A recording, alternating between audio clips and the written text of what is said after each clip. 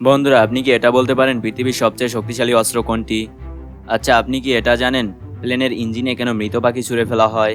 কিভাবে স্ন্যাপচ্যাটে মেসেজ করার কারণে এই ছেলেটির জেল হয়ে গেছে? আচ্ছা, কি হবে যদি মানুষ ঘুমানো বন্ধ করে দেয়?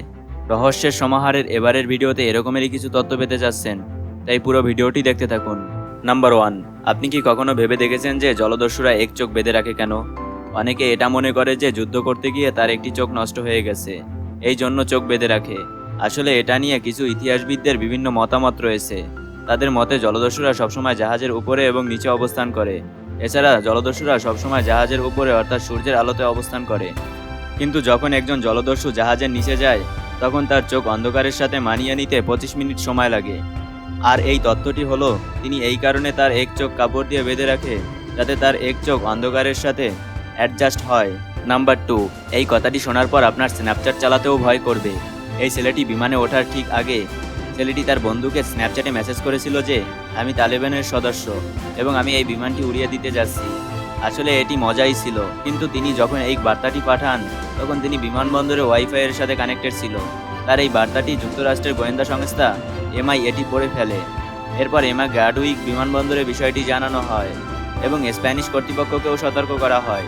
এছাড়া এই ছেলেটি যে প্লেনে ভ্রমণ করেছিল তাকে অনুসরণ করতে স্প্যানিশ কর্তৃপক্ষ বিমানের পিছনে 2টি যুদ্ধবিমান পাঠায়। প্লেন রানওয়েতে নামার সাথে সাথে MI6 অফিসার ছেলেটিকে আটক করে ফেলে এবং এটির বিরুদ্ধে মামলা চলছে।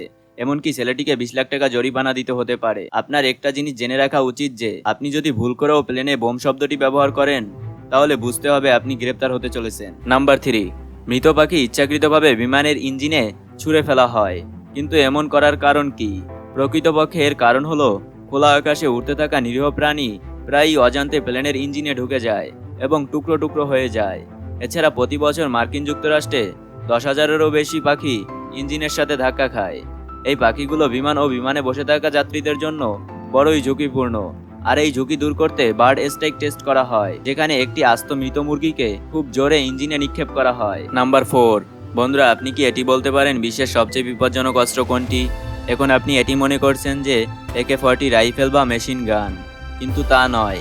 এই জিনিসটি আমরা প্রত্যেকে প্রতিদিনই ব্যবহার করি, আর এই জিনিসটি হলো পানি।